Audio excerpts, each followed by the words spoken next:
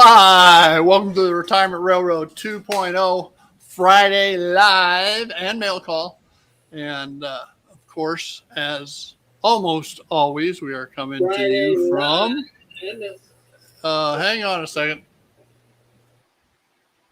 I was getting some feedback. Not sure from where, but I was getting some feedback. Anyway, we're live from.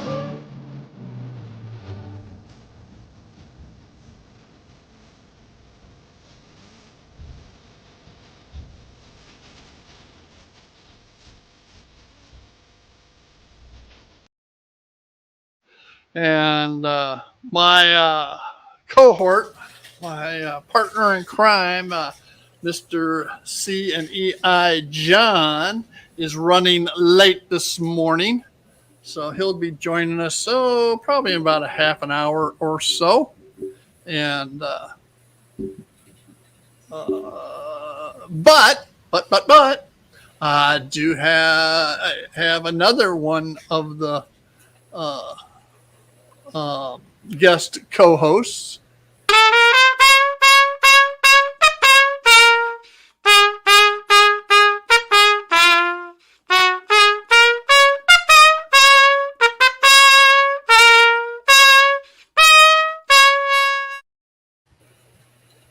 Good morning, Lynn. Good morning.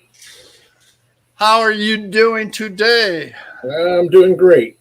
A little toasty, but great. Well, when you live in the desert, Yep.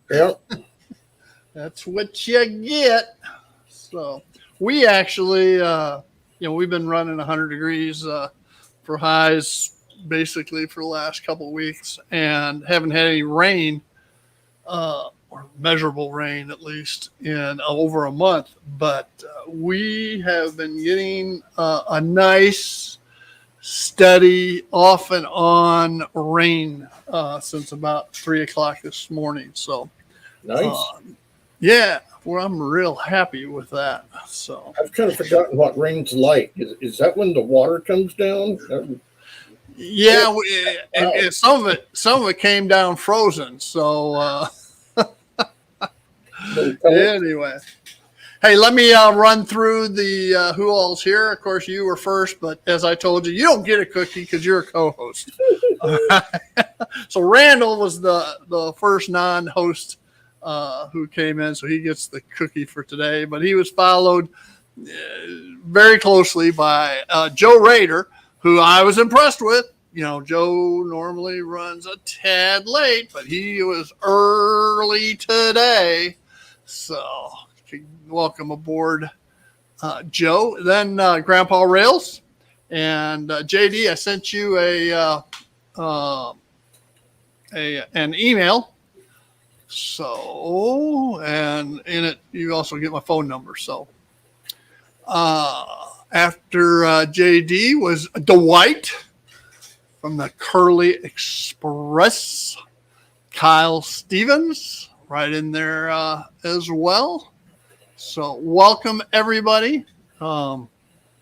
Today's episode is, yes, I have a Heathbay problem. So, and that's an eBay problem, just like Heath. So I'll blame it on him. Hey, JB, Mr. John Banicki has also joined us. So anyway, so what's been happening out there? You want to tell everybody about your upcoming trip? Well, tomorrow morning, going to be probably not around this time, maybe a little later. Wife doesn't get up early. We're going to head to Montana, the big skies of Montana. And well, that's pretty cool. Spend a few days there visiting family. And then about 4 or 5 days later, we'll head across the whole state of Idaho, the tip of Washington, and down into Oregon to Pendleton to visit the wife's sister and her husband and spend maybe 4 or 5 days there. And then eventually wander back home. That's what we're going to do for the next 2 weeks. Cool. And it's so cooler there than it is here. I think I want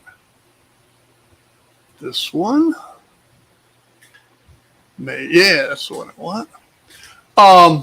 What? Tell us about that movie scene you were talking about. I've got it up where I can show it. But why don't you give some background before I show the clip? I spend way too much time on Facebook and YouTube. Uh,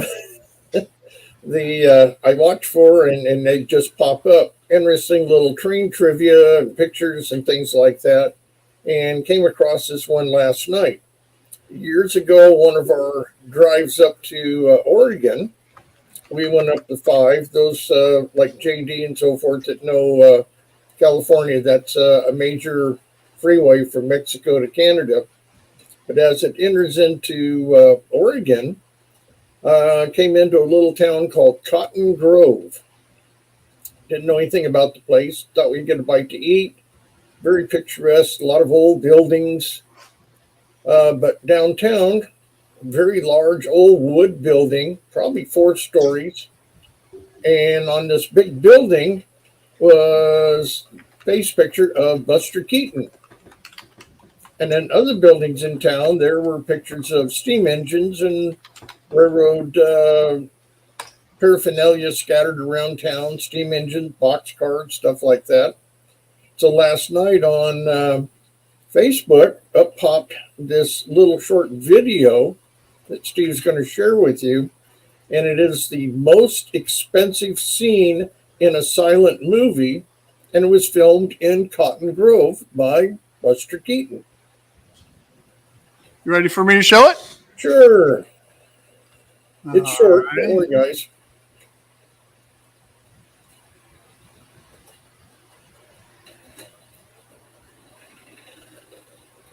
Notice where the train landed. I'm going to try. Hang tight with me for a minute. And I am going to try to blow that up some. Too bad Dennis from Otter Creek isn't in this morning. Hi. I see hi's here. Yep, Hi has joined us, and I'm sure Ollie is with him. But this would be a good scene for Dennis with the Otter Creek. You know, something like the Addams Family crashing trains have a bridge that blows up, right? But the locomotive is still there in the river. They never recovered it. Locals have gotten in the water and gotten souvenirs off of it, but from what I read, most of the locomotive is still there. Yeah, there's not much of an environmental hazard because it's all water and judging by the smokestack, that's a wood burning locomotive. Yep. All right. It's not even coal. So, and you can tell that when they have those big flared funnels, those are spark arresters. All right. And you get the sparks off of wood. You don't necessarily get them off of coal, and definitely don't get them off of oil. So, cool beans. I'm sure that was a one-shot screen. In other words, they didn't do retakes. No. You get it the first time or you don't get it. Right. I'll switch back. Research I found on it that in 1923, that's when that movie was made, that I don't know the exact amount. I couldn't find it again this morning, but it was over $2 million in 1923. That would be pretty expensive. The bridge and everything. Did they have to rebuild the bridge, or was it an abandoned line? I think this was an abandoned line. From what I understand, it was an old logging. It wasn't a main liner. Okay. So there's a lot of those in the Northwest that a lot of them, of course, World War II, they took up the rails and recycled them. But right. There's quite a few rails, or at least where the ties and the right-of-way is scattered all through Oregon, Washington, Idaho, Montana, like that. So. Yeah. Well, Mystic John has joined us as well. Yeah. So welcome, Mystic John. Oh, what did I just do? All right. So, all right. You got any other fun facts for us today? I know you're heading out on a vacation. You call it a vacation when you're retired. I just call it a trip. Yeah, that's true. That's true. Every day is a vacation, right? Yeah, sort of. My wife and I were just talking yesterday, trying to figure out what day it was, and uh, that is for those that are not retired. Let me tell you ahead of time. All right, when you retire, you have no idea what day of the week it is. We constantly get them mixed up. Yeah. Yep. All right, unless you live with somebody that has to go to work. Yeah. My dad used to be that way. And it used to drive me absolutely batshit crazy in that he never knew what day of the week it was. I said, how do you not know what day of the week it was? And anyway, now that I'm retired, I see how that is. Understand that. Like yesterday, my wife and I swore it was Sunday because she's Catholic and very involved in the church. And so she had to go to church yesterday. Right. So if she goes to church, it's got to be Sunday, right? Au contraire. And I don't know what it is. Back in Florida, fireworks were prevalent the whole week of 4th of July. I didn't hear any fireworks until probably 5, 6 o'clock last night. So we noticed that here. I mean, usually this is a war zone for the last 2 weeks. And last weekend, I think we heard maybe 1 or 2. That was it. But about the same time you mentioned it, cut loose here. And I remember midnight last night, they were still going off. But not like it's been in the past where the street was littered with debris and stuff was going off for the last 5 or 6 days. It wasn't like that. It started raining here about 4 o'clock. So, and lightning. So you couldn't tell if it was fireworks or lightning. So anyway, Andy, hot dog pilot Andy has joined us as well. Hey, Andy. So we'll talk about this mess down here on the floor after a while. Okay, my buddy, he's like a brother or son to me, who lives over outside of Manchester, England. Always calls the 4th of July Thanksgiving because they're glad they got rid of us. So what do you got in the box? Well, let's get back to your trip. Yes. You doing any train related things? Not likely. A slim chance. I thought you were gonna stop by somewhere. And see someone. Yes, and that's kind of related to what's on the floor too. Those that may remember Mojave Model Railroad, Tina Marie. She last year purchased a train store. She bought a train store in Vegas.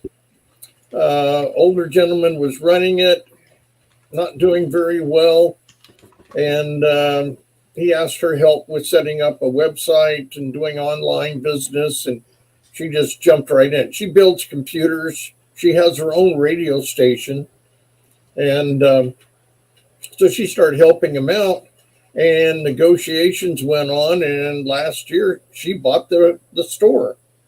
And it's developed, and I messaged with her a few days ago, said, how about if I stop by and visit? And she goes, I may not have time to talk. We are so busy. We're doing great. So good for her. So on our way up, we usually stop in Vegas to take a break. And so I'm going to see if possible, we'll swing by and say hi to her and thank her for the support of the HDMMRC. Cool. So, you and I talked earlier, you're going up to Montana, but you're not going to have a chance to drive 5 or 6 hours over to see Ron from Classic Model Train. Yeah, we're gonna pass on that. But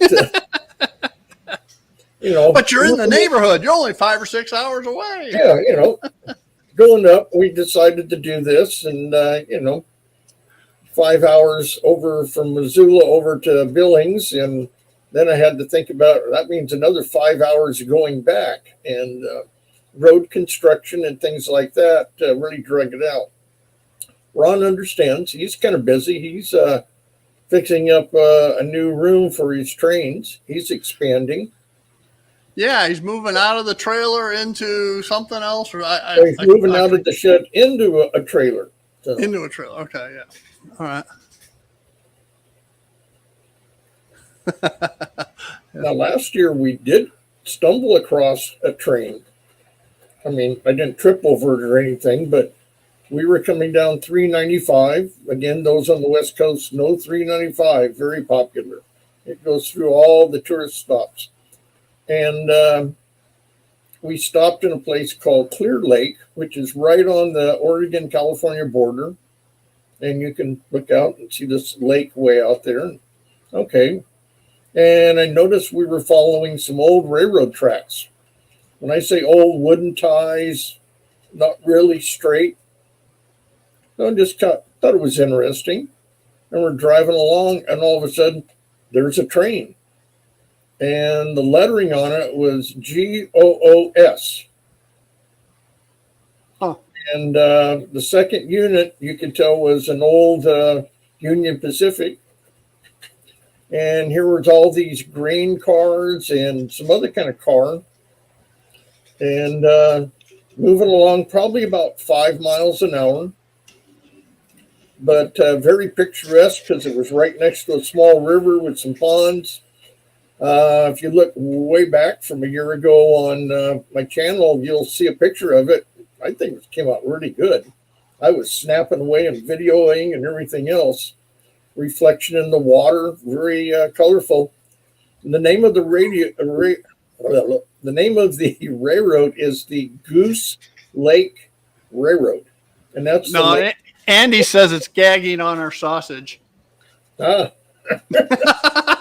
be, but that's it. GOOS, and very historic.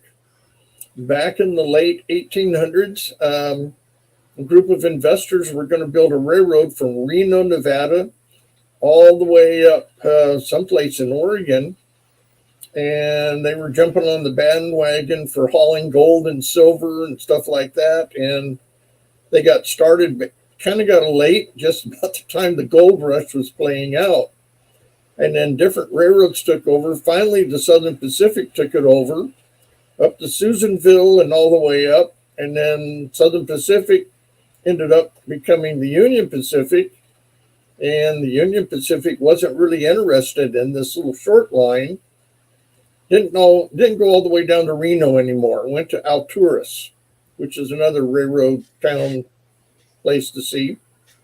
And the local farmers, and there's a quarry that, I forget the name of the mineral, but they use it for plant soil to keep the moisture. So when you got house plants or real frilly little plants that need lots of moisture, this mineral holds moisture in the soil. It's not gypsum, but it's something like that.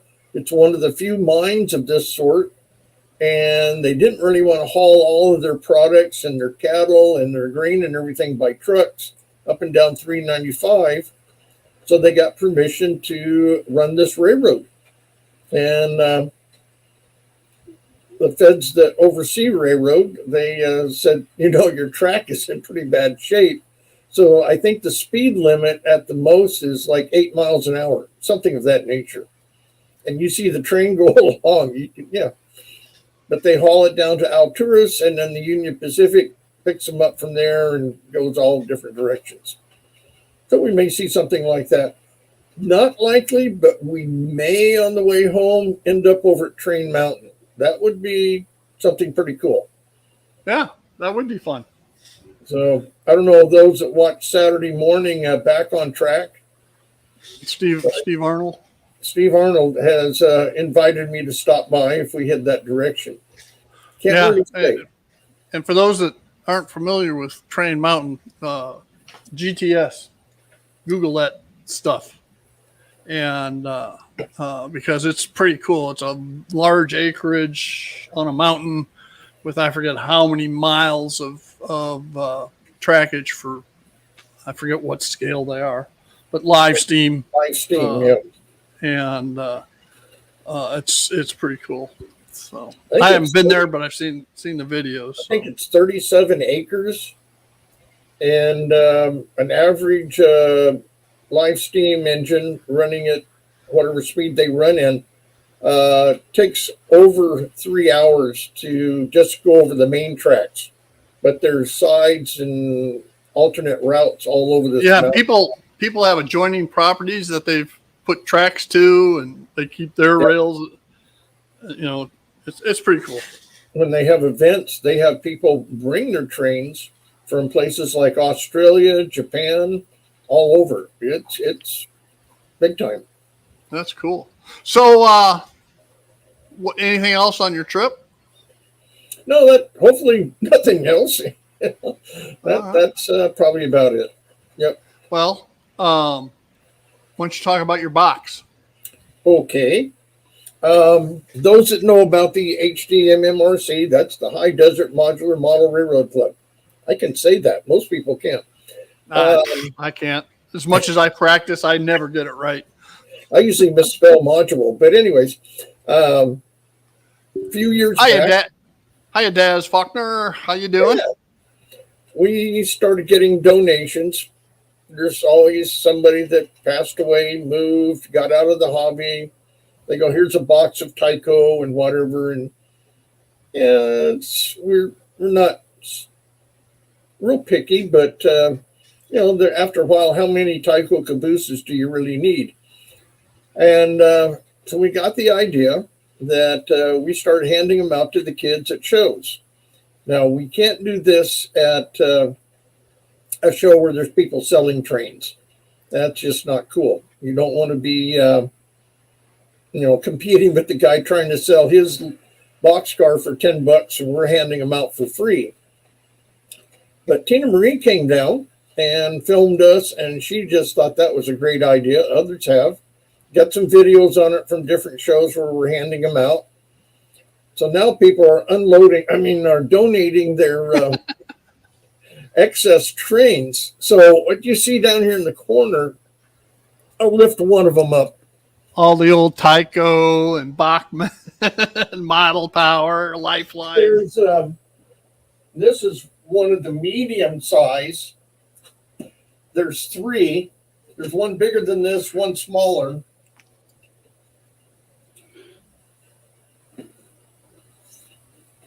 And it's not all really junk. I mean, it's, there's no brass, there's no DCC, but there's stuff like this. Yeah. Not bad. And, I joke about it. I've got a lot of that old stuff that, if you got it intermixed in a train, nobody notices.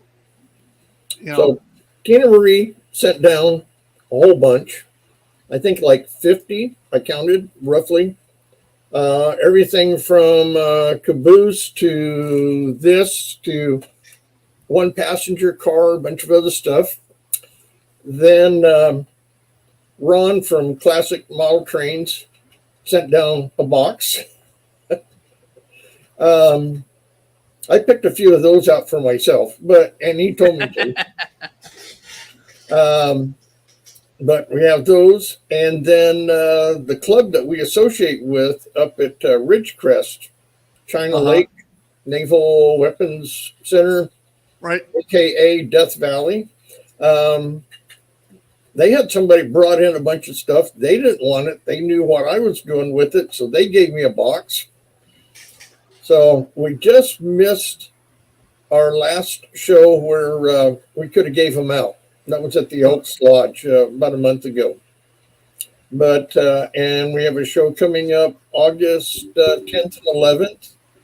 since we're not doing the National Model Railroad Association convention, I try to be nice about that. They didn't have room for us, but since they had to move out of the convention into a hotel, we literally talked to them in person, not email, not the phone. We spoke to them in person, and we were all prepared to bring aircraft carriers, battleships, space shuttles. We were going to put on a show, and they said, we just don't have room for that. And yeah, they got kind of screwed by the locale. They weren't trying to screw you guys. They just, No. And I've talked with some of the head people via phone or email, and they said they didn't have time to reorganize, money involved and everything like that. If you don't know, if you're going to go to the convention, it's not cheap. I mean, just to get in is somewhat expensive, even if you're a member. And Bernard with Mini Prince is going to be there. He's like, come down. Yeah, I'm doing a show up in Tehachapi. So we'll be giving away trains when we can. But that's what all this mess down there on the floor is. So It's kind of nice. We're getting well known for that. I mean, we could probably sell them, but giving them to the kids is more fun. And half the fun of the train shows, besides us running trains, is watching the kids. I mean, it's kind of neat. And even the adults. There's last show we did at the Elks Lodge, this guy came up and he goes, I want to join your group. Okay. Here's some money. Here's money. Oh yeah, you're in. You always want to take the money, that's for sure.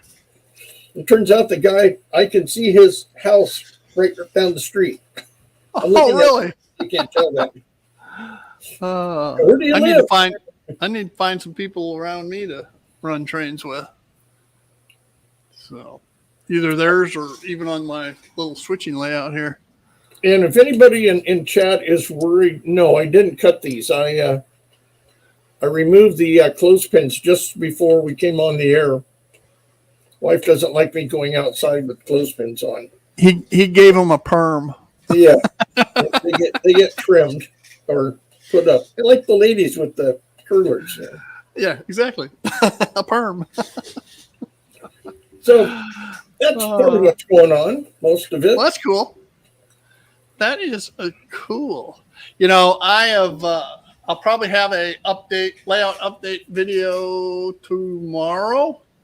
And it's basically going to say I haven't done any updates to layout because I've been so busy working on my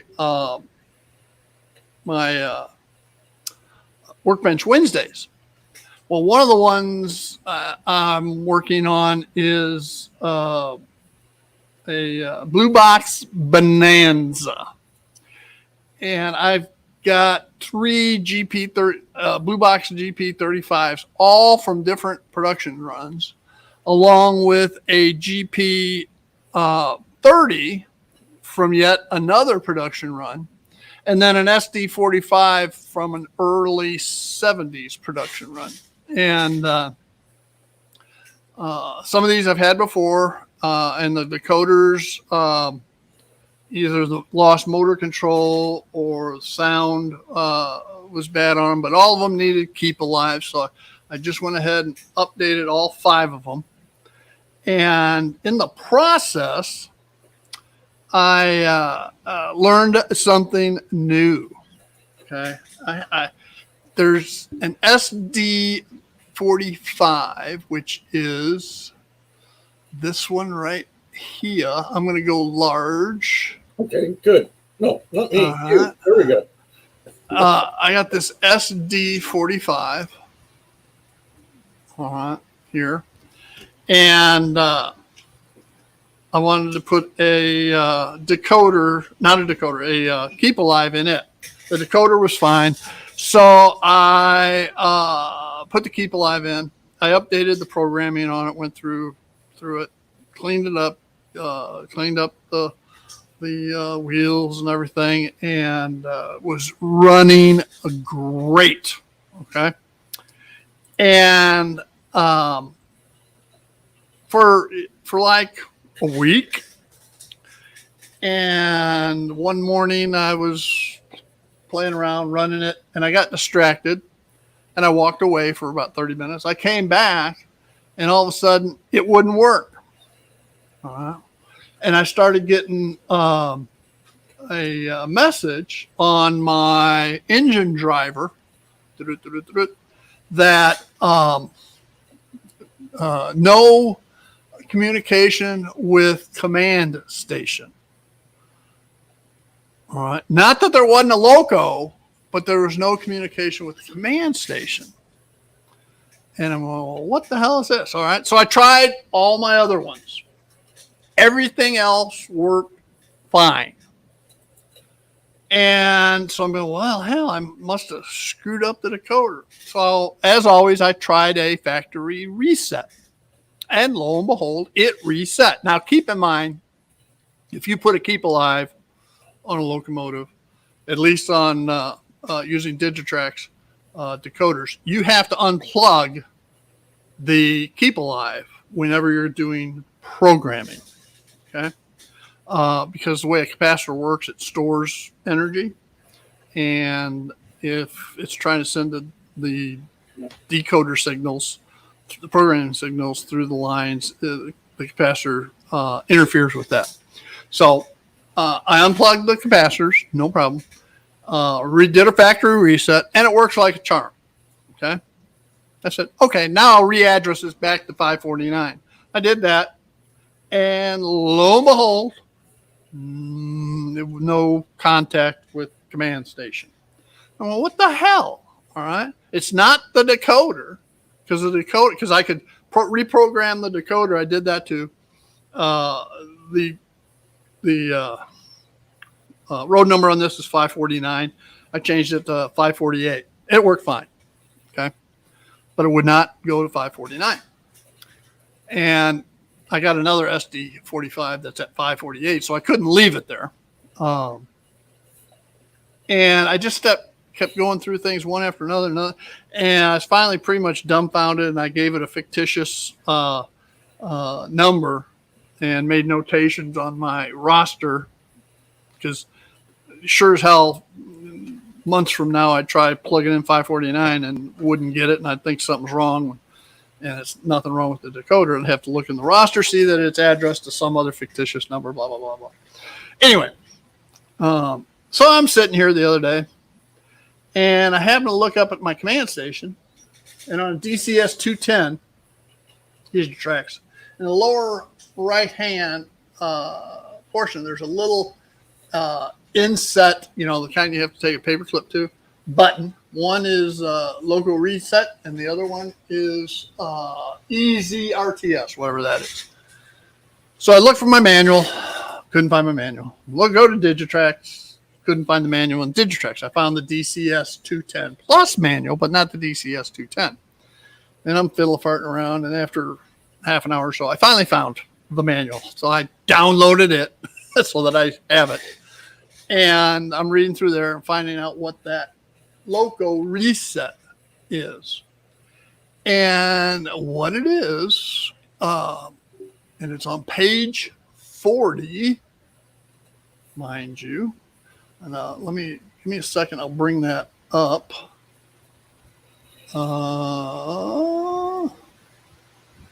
And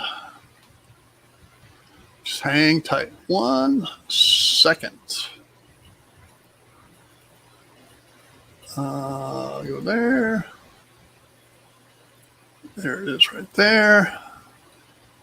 Now I got to go to page 40.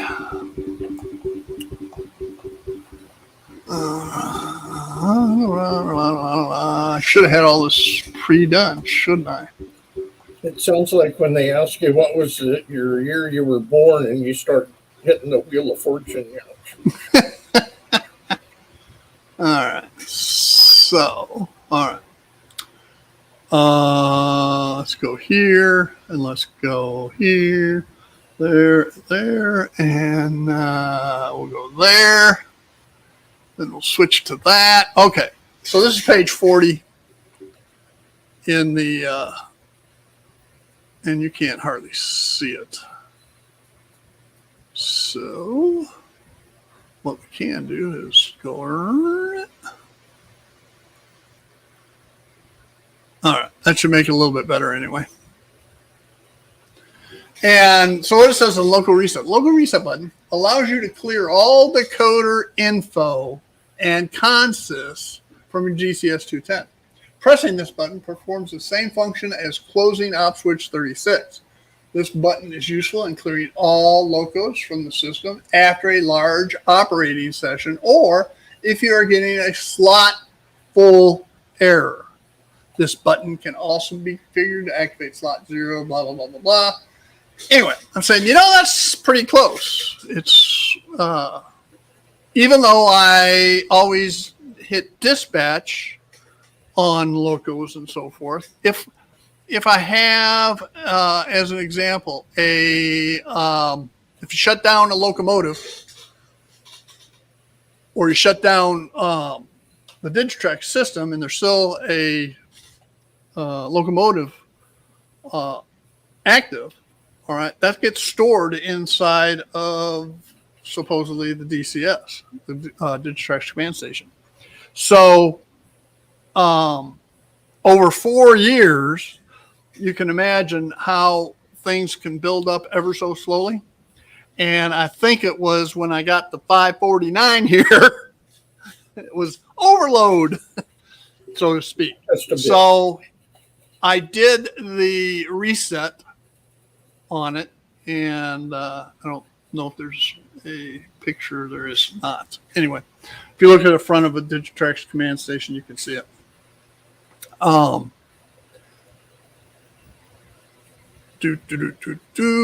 Everyone pay attention. There's going to be a test later. Yeah, no shit. So anyway, I hit that reset. Not sure what was going to happen. I made sure all of my locos on the layout were isolated. All right. And when I say that, all my sidings have isolation switches, rocker panels that cuts power to one rail. So in that fashion, if some command went down the rails, they're not going to make it to the locomotives themselves, because this is a LocoNet problem, Digitrax command station, not a programming. And just to highlight that a little bit, as I showed you, I had this earlier. And if I now go to 549, see 549, you may or may not be able to see that. And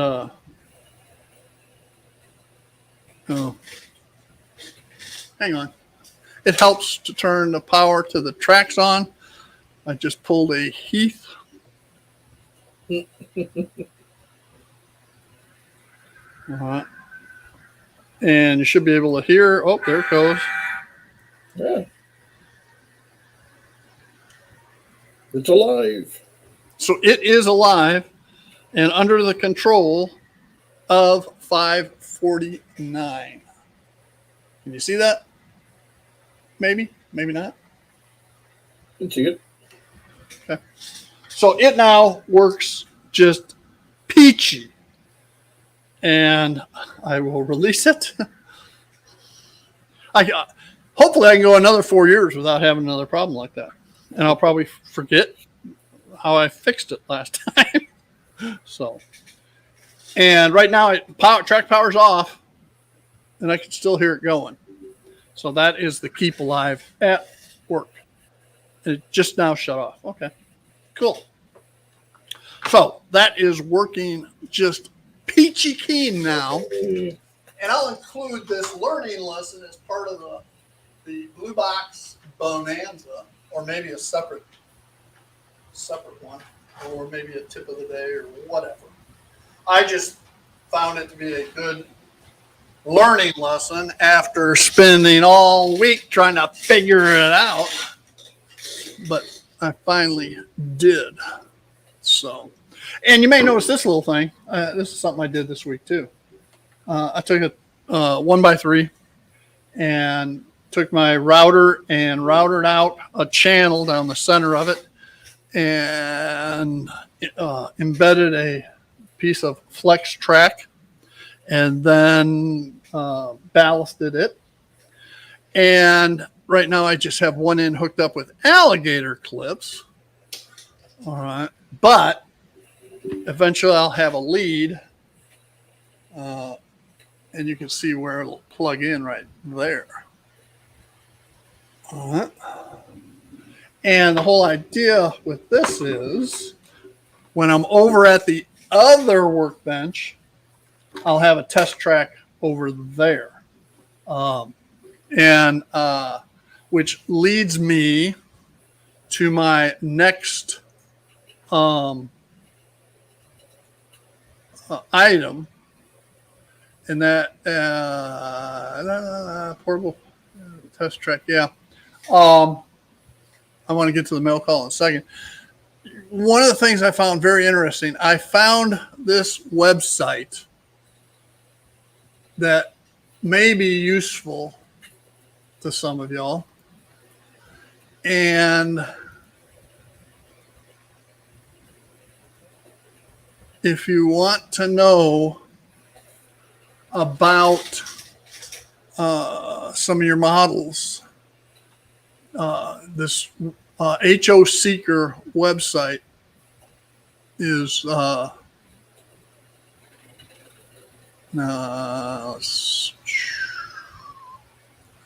right there, is very beneficial. If I go, as an example, when I was doing this, working on my Blue Box Bonanza, I go to literature, and I can go to Athearn, right down here. All right, and you got all this different stuff. Well, you need to know a part number. Let's go to diesel engine diagrams or steam engine diagrams or freight cars, passenger cars, etc. But since I was working on them, these, and here are this one here. Yeah. This is the diagram from 1964 that includes the parts that I was working with on the GP30. Okay. And it has metal side frame trucks. And the gear cover on the bottom of the trucks, this one here is different, all right, than the newer ones. Totally different. And I've never broken one of the bottom gear covers in I have 50 years. But I did break both of these. So I look up this part number. Guess what? That part number now goes to something else. There is a website out there, and I want to say it's like Arrow or something like that, where you can get a lot of old parts for locomotives. I've got to find that website to see if I can locate these parts. I have been unable to locate it thus far. But anyway, so this one is this is a 1964 version of this item, and you can go back into these for the GPs as an example, and the GP this GP30 is not the same, all right, as the 1964 one that's up here. Totally different. Don't know why, but it is different. Then you got the 97. I've got one of those. I've got a 73 and I've got a 64 GP 35. Then the SD 45 that I have is a metal side frame, and it's the one from 1973. I do have one from 2007 as well. So this is where you can get those. You remember the diagrams that come in the blue boxes? This is where you can get a hold of them if you don't have them anymore, and for parts and information's sake. So anyway, I thought I would share that with everyone. Cool. So, yeah, sounds like a dating site, Andy says. I think, let's go back to the literature a second. I think they have British ones in here too, like Hornby and stuff. Let's see if they got a Hornby just as a. Nope. Taking notes. So, anyway, I also found by looking at this that the old Cox trains, those were made by Athearn. The Lionel HO trains were also made by Athearn. So, just some side notes there. All right, I can dump that one. And so let's get back to this test track, shall we? Sure.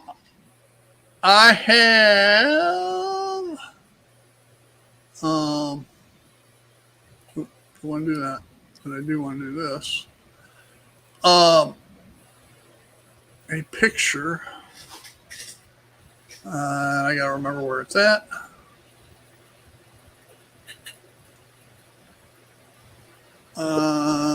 That's last week. Nope, ain't there. So let's go to trains. Documents. Trains. And nope. Hang on one second. Oh, I bet you I know where it's at. I bet you it's in here. And now I gotta find it.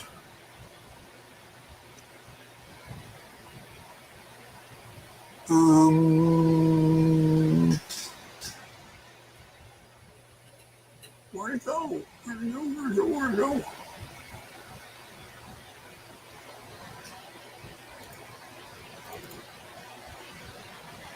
Nope. That ain't it. Anyway, all right. Some of you may remember. We'll just move on with something else.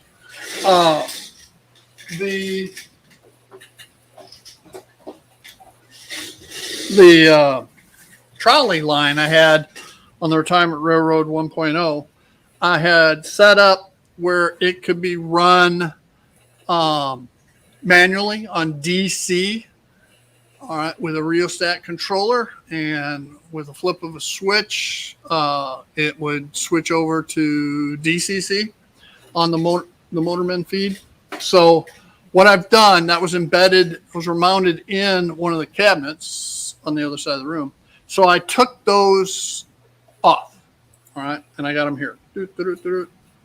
All right. And I plan on wiring them in as a control box for this test track here that I just showed you. Steve, can I interrupt you? You sure can. Your buddy John's here. I know that. Oh, okay. See that. You didn't acknowledge it. Hi, John. I kind of did, but Okay. subtly, so nobody else would know. Oh. But they know now, so that's okay. Okay, sorry. Anyway, we'll get to John here in just a second. All right. And you kind of blew my surprise where all of a sudden I was going to play Rocky Top, you know. Gosh. Sorry. That's no problem. So anyway, one of my mail call items was an electronics box that I can mount all these things to, and then have a lead that plugs into the end of the track. So that was one of my mail call items. All right. So now that I am done with item number 1, I will say that since everybody already knows it, my sidekick C&EI John is joining us from.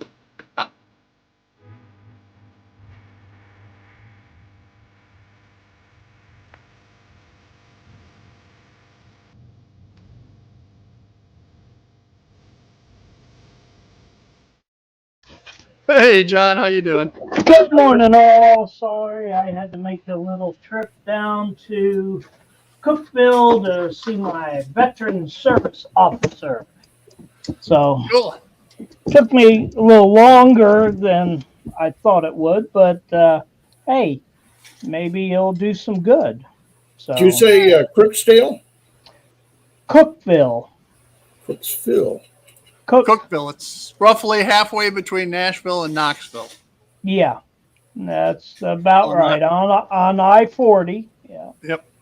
So It is where my son went to school. He graduated from Tennessee Tech there in Cookville with a bachelor's of science in mechanical engineering. and it's Cook with an E at the end. Ville. Right. Yeah. And my daughter-in-law, she calls me Phil for father-in-law. So Dill, I didn't want to call her Dill, but the only thing I know of that's a Dill is Pickle. So I call her Pickle. And she gets a kick out of that. So, anyway. Yeah. So, John, you've got your problem solved from last week. Yes, I went out and bought a new camera. Yeah. And I'd say you look good, but I'm going to rephrase that just to mean that your picture looks better. Yes, this is a 1280p. Yeah, I know I don't look any better. I'm sure of that. Yeah, that's nothing new for me. But yeah, it was my problem. And it was an old camera that I got for free from work, and you know it was due for a change. It was probably 10 years old, so you know. But yeah, and we finally got some rain too. That's good. Dave has joined us from DES Media Productions. Dave. For those who've been around a while, Heath always had a brain block, and for whatever reason, he would always call Dave Paul. Every time for almost a year, I think, before he finally got it straightened out. So welcome, Dave. Thought I'd interject that little story. Or Paul, whoever it is. It's Dave. Yeah, so. And Steve, my good friend, younger Steve 87 PSAP, has also joined us this morning. Mm-hmm. Very good. I saw JB up there. I saw JD up there. Scott Rails is there. Yeah. Nice little. Dave, did Scott Rails? Yeah, Dave stopped in. Hey, as long as Dave's here from Scott Rails, Dave. All right. I want to try something. Dave mentioned last week or during one of the live streams, the directional, some microphones are directional because they feed off the side, not the top. So I have the microphone situated accordingly, and hopefully I sound somewhat better as opposed to, and let me just turn it around. And if Dave was correct, and I'm still talking at the same volume, the volume level may have gone down. Mm-hmm, it did. Just a little bit, yes. Mm-hmm. All right. So thank you, Dave, for pointing that out. I had no idea because my other microphone is not that way.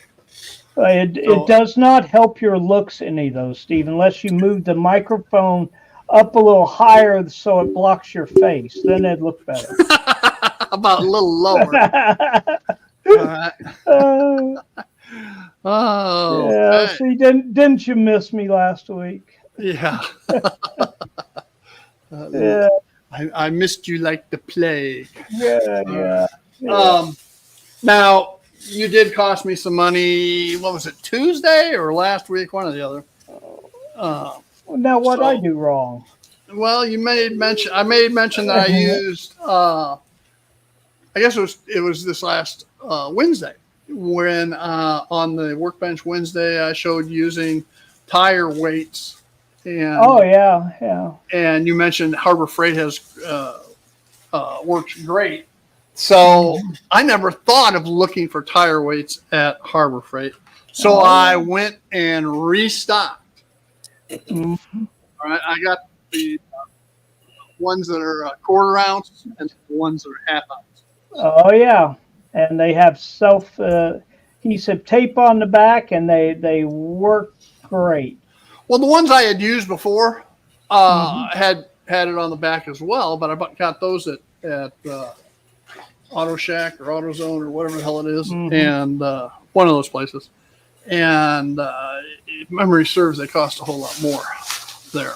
So, and Now, since I am a JB's member of the yeah. Inside Track Club, hmm I did get an additional little bit off. So, Now JB says they're cheaper on Amazon.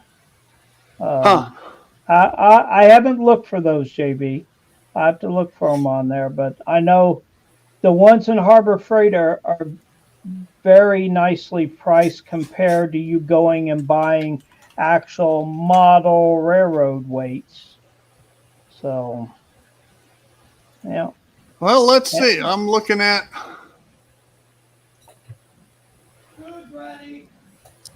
Um, And I'll be right back.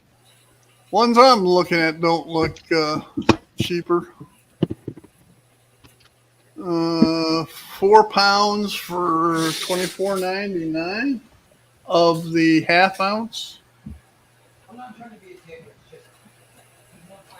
I don't remember if I used some of these or not, but I got 3 strips for $1 at a train show.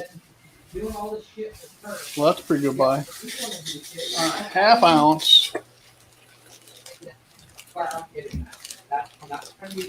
I paid for a half ounce $8.99 for what's the total weight? Yeah. Well, Yeah. 1, 2, 3, 4, 5, 6. 6 times 4. 24 ounces. Hey, look what John brought us. Hey, all right.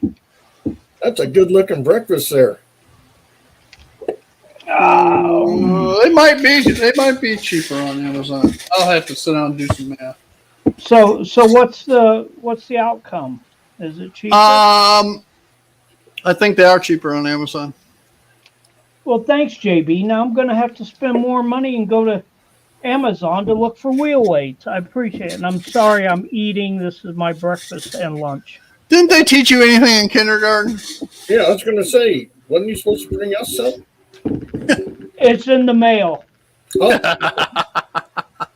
I'm going to be gone for 2 weeks. It ought to be really good by the time I get back. Yeah. No.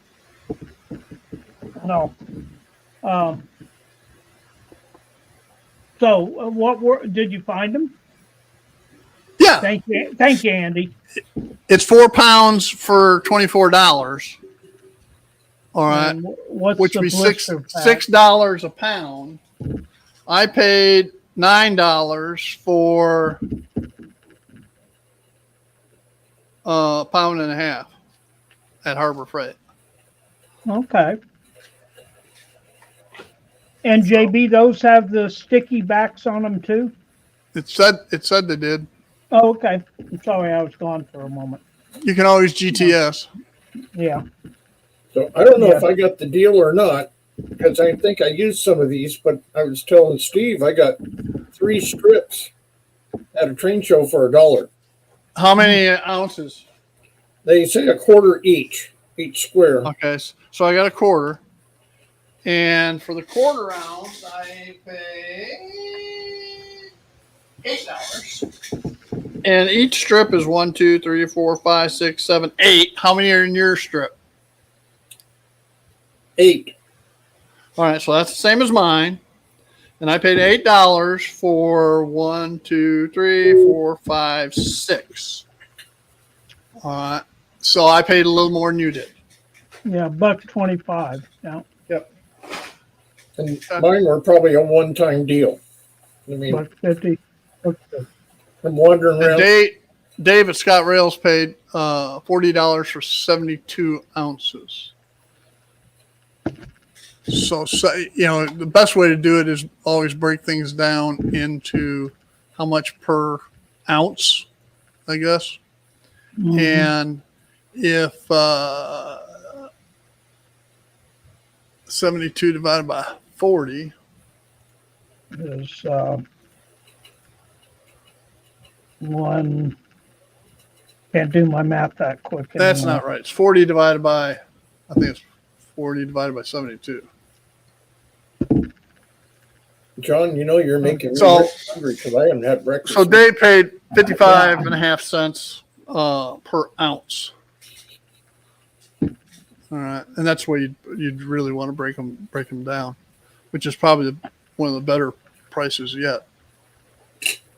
And Lynn, this is a frozen hamburger that actually tastes like it's fresh Cool. from Walmart.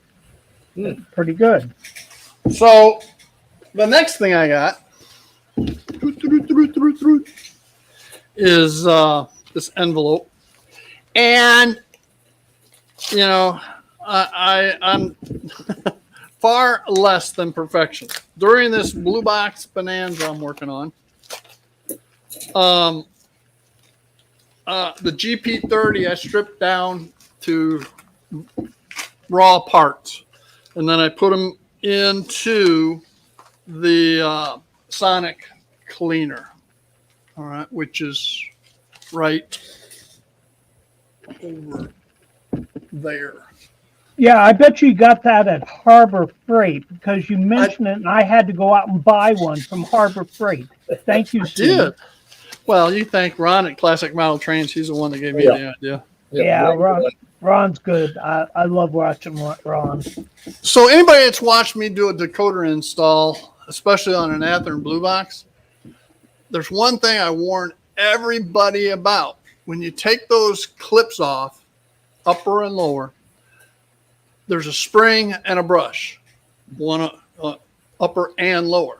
Mm-hmm. And be very careful when you take those clips off, Mm-hmm. or that spring's going to go shooting across the room. That's and never happened to me. Never.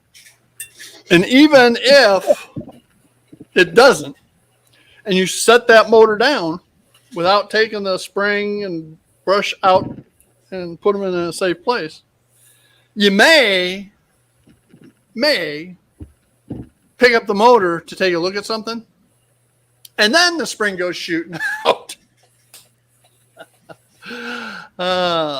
Ask me how I know. So How do you know? Don't ask. How do you know? So You just one thing I said don't ask. have. Yeah, I know. So one thing I don't have a supply of is a brush and brush spring. Now I did find the brush. All right. And I went into one of my spare motors and pulled the spring out of them so I could continue on. But I said to myself, order some brush springs. All right. So that's what I did. All right. So I got a pack of brush springs direct from Horizon Hobby, the parent company of Athearn. Okay. So finally,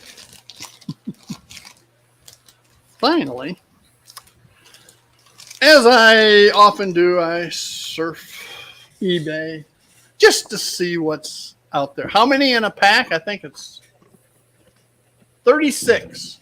Well, I've lost one in 50 years. All right. but I got 36 now. Well, If anybody but needs Steve, one, we know who to go to. Yeah. yeah, but you never know when you're redoing an engine if you just want to go ahead and replace that spring Yeah, to have and that's more true. tension That's on true. it. Yeah. It'll have, as brushes wear down, you may need a new spring or new Mhm. brushes. I probably Mhm. should have ordered some brushes. I also ordered something else at the same time, but it didn't come from Horizon. It's coming from somewhere else. I think it's at the post office, so it'll be part of next week's show. But anyway, so I was surfing around. Now, does anybody remember what my favorite locomotive is? It would be a F8 or 9. And you would be wrong, and wrong. Oh, that's what you always told me. You loved your F8/9s. No, No, okay. no, you're close, but no cigar. Yeah. I love Okay. my E units, Oh, sorry. including I'm including E and 8s and 9s. Yeah, they look the same, okay? No, they do not. Longer. Blasphemy. Yeah, they are a little longer, yeah. The F units are baby E8s That's or okay. baby E units. Over here. So anyway, I currently have 2 E7s. One is a Bachmann, a new Bachmann, not one of the old pieces of crap, one of the newer ones. And the other's a Proto 2000, both DCC. And then I have, let's see, I have 6. Seven E8, E9s. 6 of which are Proto 2000. One is a Rapido that I pre-ordered, 3 years ago, and it finally arrived last summer or last spring. And paid full retail for the thing, and it was for the DCC version. It cost me back then $318 and change, tax, shipping, and all that. So I was surfing eBay, and It's not always a good thing to do. yeah, Yeah. and like I need another E unit. I still have two Pro 2000 E units that I don't have decoders in yet. Yeah. But what did I do?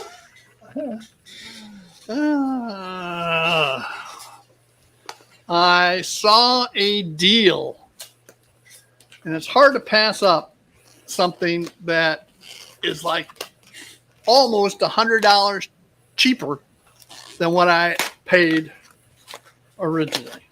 And it's a different road number.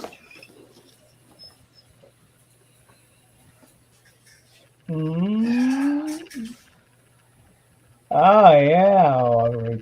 Rapido. Oh my word. Yeah, so let's break it out. And these come with Loc Sound 5, so there's only limited programming you can do to them if you don't have a Loc Sound decoder. Programmer, yeah. Yeah, programmer. Yeah. All right. And this one, Burlington, CB&Q, on their locomotives would always label what kind of locomotive it was. All right, you see a little black and white or silver or whatever decal, whether it's an E8 or E9. Now, my original is the decal E9. This one is decaled as an E8. And Steve, they relatively look the same. It was all the engine. The shell, the bodies are the same. Yeah. All right. There's no difference other than the decal. Yeah. All right. So soon. We're gonna take it out. Very good. I know. I It cooked was it. perfect. I cooked it quicker than normal. Yeah, that was perfect. Remember grab rib. And these rapidos, the detail on them are just phenomenal.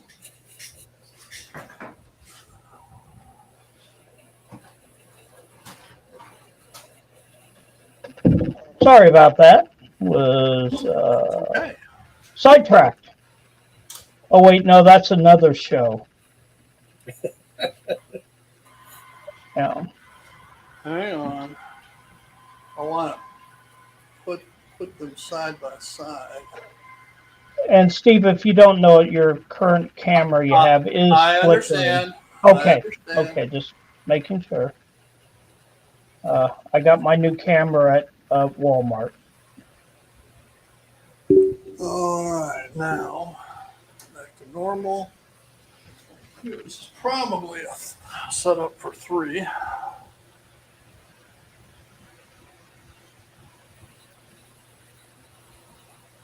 It's got. I'm gonna back it up some. Maybe, yeah.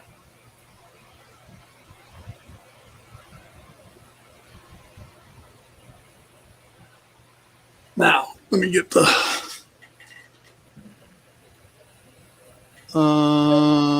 Here it is. You can't. Hell.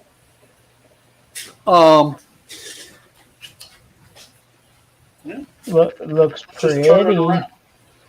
It's okay. It looks pretty even from the back.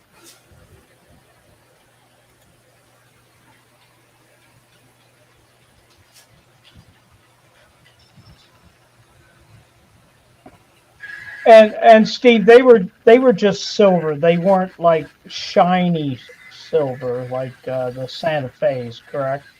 Well, even stainless steel dulls over time, Yeah, that's true. and I don't remember whether they were aluminum or stainless steel. I don't know. So, no, they were shiny but not bright. How's that? Yeah. Oh. What did I do here? Oh, that's why. I need to move this over. I need to move this over here. But see, that's kind of the way it goes. When you see something on eBay that is different than what you have or is rare to find, it's just like my F3 A's and B's that I bought. Did I need another set of them? No. Did I want them? Yes. So I guess if you can afford it, buy it. Now I have to go in and put it in the roster, and once I get it in the roster, then the different commands will show up on my throttle. Back her up a little bit more. I'm waiting for the part where it goes clunk. Yeah, I miss his old opening tip of the days. Yeah. I'll have to play that again one of these days. So anyway, there's the. I think that the.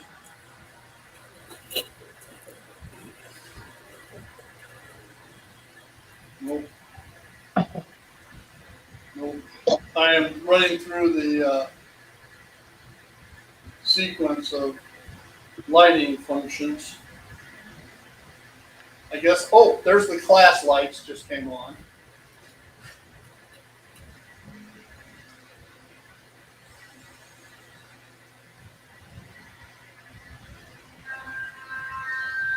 That's the Doppler horn. May not get the microphone straight down to the side. So what is the Mars light function? What number is it? Can't help you with that. I just start pushing buttons till things. Well, that's what I was Okay. doing. Yeah. Uh, I think when I get my JMRI running again, I'm going 14. to go ahead and print out each one of the engine's function lists so I don't There it have is. to guess. You see the Mars light now? No. No. Look closely. It's going off and on. I can see it on camera. Oh, now I can. I had to blow it up to full screen to see it. Yep, I see it now. So it's got a Mars light. It's got class light. It's got truck lights, forward, reverse, and all kinds of sound functions. So it's got interior cab light. That's 16. There you go. Yeah, but no crew in there. That's Now true. you're gonna have to take it apart and put the crew in there if you want the cab light on. I just probably won't have the cab light on. I don't mind going into cheap locomotives like blue boxes and so forth, and upgrading those. But when you have a top end locomotive like this, I have no desire to go in and screw with it. So You remember the peanut butter lid challenge from Mini Prints? yeah, they're starting it up again, isn't they? Okay, here was mine from a while back. Notice it's not this way, it's this way. Yeah. And I'd have to hook the wires up to something, but in the cab, really hard to see. I see them. That's Yes, he does. Heath and Sparky. Heath and Sparky are in there. But you had to cut them up to put them in there, didn't you? No, No? Hello, Barry. Barry, welcome. because it's a dummy engine. Oh, so Just yeah, put a you didn't. form in there and glued them in place. Oh, But okay. they're painted up with Heath has a shirt with his logo on it. Sparky, you can't tell because they're in there. But there's What color is Sparky's hair on it? there's even a over the edge guy hanging over there. There's rabbits. There's all kinds of weird stuff in there. But yeah, you can put people in there. I heard. Remember when you did that? Oh, I forgot his name all of a sudden. He made a comment on how you didn't have to do it just with the top down like Right. yours. Yeah. Yeah. That was a neat idea, Lynn. Almost all of them are based this way. I've got a bunch of those. I've saved some of them because I thought they came out pretty good. And I got, why not this way? I mean, it was an old dummy engine. Everybody's got a dozen of them. Cut it at an angle, glued it in there. Yeah, that And, works. I needed something to bolster it up so the fuel tank is from the bottom. Make it level. I'm sorry. Go ahead. You were showing your E unit. How nice. No, Yes, go ahead. I'm trying to figure out some of the commands. I think I had the brake on. Yeah. I've got a couple of Santa Fe's with ditch lights that oscillate, and it's on function 24. Try to figure that one out. Yeah. Once a year, I bring them out, and I have to go to our NASA Digitrack guru and go, okay, how do I get to 24? Yeah. I do good to stay in the tens.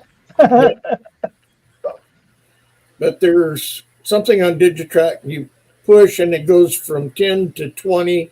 You can go 30 and 40 on up, so you can have all kinds of commands. But I never remember which one it is. Too many buttons. Yes. Yeah. He gets a hold of this thing, and he works for NASA, and it's no biggie. He just starts pushing buttons, and away it goes.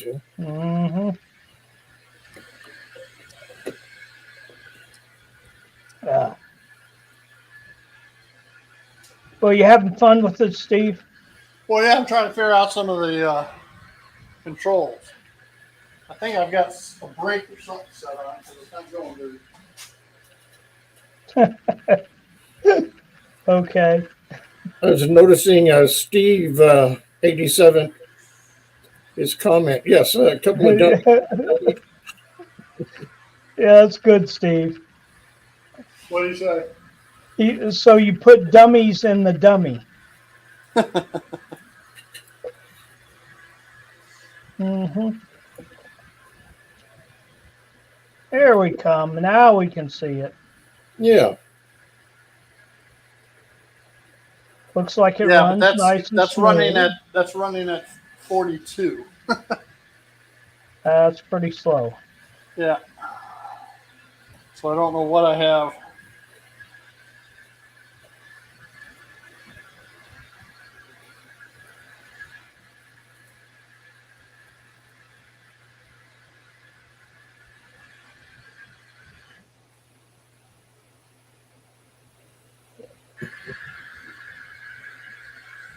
Randy, you have a good day too.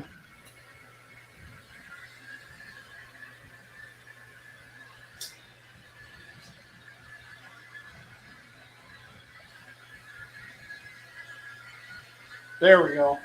I found F12. What the Right. hell is F12? Yeah, that's a little faster there. Yeah. Oh, okay. F12 is switching mode. Hmm. So it runs slower. So you can switch. That's pretty cool.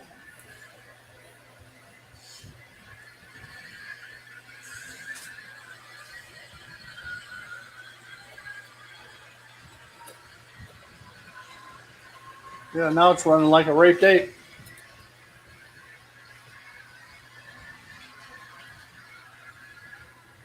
Okay. Enough of that. Yes. Silly. Enough of that silliness. Oh, Randy. Randy's Rock and Roll Railroad. Welcome. Well, he was leaving. Oh, he's leaving. I didn't know he's here. Yeah. Later, everyone. Have a great day. That's what he said. All right. So, Okay. Bye, Randy. yeah. Who That's why I said. Who else goodbye. did I miss? I don't know that since I've been who here, you else. missed anybody else. Randy must have been here earlier in the program. But what have you been doing? I didn't get here until 10 minutes after the hour, and you were just doing mail call? Yeah, because Lynn was telling us about his trip that he's going on. Okay. And I talked about Another issues new trip. I had with my Digitrack command station. We talked about giving away trains. Oh, okay. Was that Illinois Central? It's New Haven. Oh, New Haven. Okay. Now what it is, John, down here on the floor, you kind of can see over here, there's like 2 tubs full of free trains from Tina Marie, Ron okay. from Classic Model, from Ridgecrest. Seemed like there was a 4th. Oh, somebody else gave us some stuff. And that's all for your giveaways at Giveaway at the train shows, shows? yeah. We hand them out to the kids. That's an excellent idea. Say, here, go away, kid. Leave me alone. Yeah. I may have to gather up some of mine and send them to you also. Okay, we welcome them. Thank you. But you want them with boxes, though, right? No. This is the first time we've had them with boxes. Oh, okay. In fact, a lot of times I have to go through and clean them because they came out of somebody's basement, attic, closet. Mm-hmm. I save all the plastic wheels. I just did a whole bunch of them last night. And there's wheels missing. Couplers I don't worry about. Mm-hmm. No, this is the first time we got them in boxes. And all that's down here is not all boxes. There's some loose ones also. But, Okay, well, I'm gonna have to go through some of mine and see what I can send you to. yeah, because Yeah. our next show is for another club, and they have people selling. So we don't give away stuff when people are selling. It's Selling. just right, Here's a guy over here wanting $5-10 for his box and we're handing them out for free. That just doesn't, that's not right. Yeah. Yeah. But Yeah, especially after you've charged them for booth space. yeah, yes, oh yes. Uh-huh. October though, we have a show where it's just us and the Ridgecrest, and they don't care. Yeah. We'll be handing them out like crazy there. So, and that's a big That's so- a neat idea. It really is. Yeah. I Get had the an kids issue to with remember my DCS command station that we talked about earlier, John, where in my blue box bonanza that I've been working on 5 blue box locomotives, I installed a Keep Alive into a SD45 and upgraded the programming and stuff on it, and it ran great for a week. Then one day here earlier in the week, probably Monday, maybe Tuesday, I was running it, and I got distracted, had to do something else, and when I came back, I couldn't get control of that locomotive.